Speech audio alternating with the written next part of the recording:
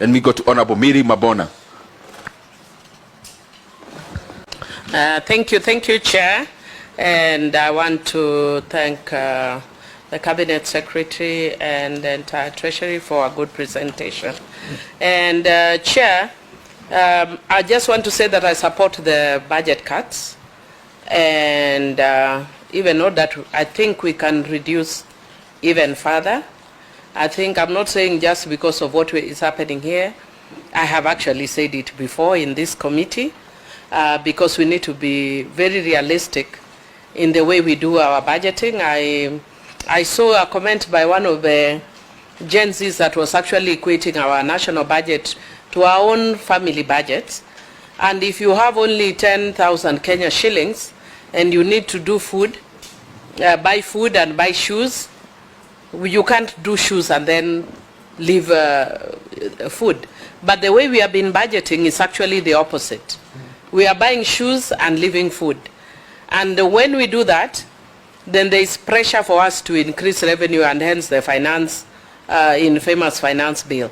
So for me, it's very important that we are more realistic, because we create an artificial need for revenue when we can actually budget as a country within our means. I know we have blamed the IMFs and all, and I'm sure they are doing wrong. But first, let us point fingers at ourselves before we point fingers even at the IMF, because there are things we can do at home that don't need to put those kind of pressure on us.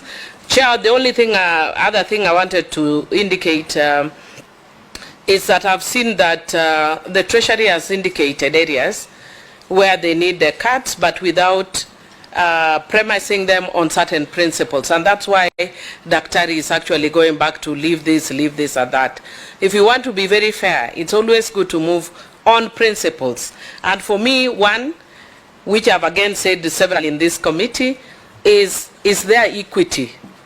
One, in the cuts, and secondly, not only just in the cuts, but in the spreading out of the little, since we are going on austerity measures.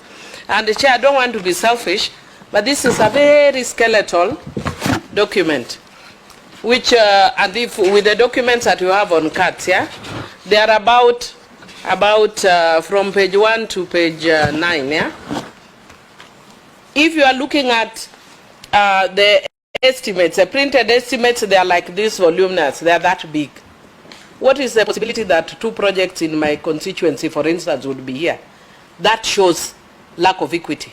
I don't mind programs in my constituency being removed for us to deal with the issues of austerity now and to deal with the crisis in the country, but there must be equity, both in cuts and also in spreading out what is remaining. Secondly, we must look at or preserve the pro-people project, the one that reaches people directly, especially Gen Zs, in terms of job creation, but also in terms of training. So if you are removing the ones that are reaching them, but we are retaining some which may not add that sort of value, it doesn't help. Then third, projects that can stimulate the economy. And Chair, for instance, there are some construction, there are ongoing constructions which you don't need. I know there are many we've removed, but there are some that I've actually seen that are there. Again, consolidating roles is another. Unfortunately, one of the areas I've seen is an area I'm very passionate about, so I will not say it, I will not mention it, but it's an area I'm very passionate about. But they have 3 different agencies doing one thing. It's a lot of wastage. And if you are serious, and that's what part of the conditionalities I think that IMF has given us, but we are going round and round like we are not able to. Again, Chair, the issue of public participation. Because we went to the public, they told us where the issue is pinching. Let's not remove that. And finally, Chair, on a light note, you have told us that the demonstrations are keeping tourists away.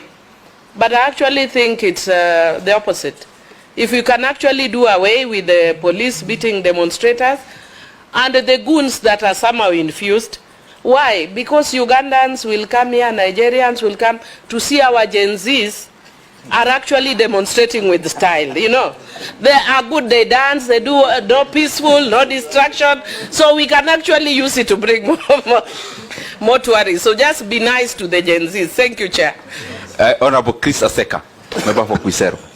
Thank you, Chair. Thank you, PCS, and I want to declare some interest. PCS is my political father.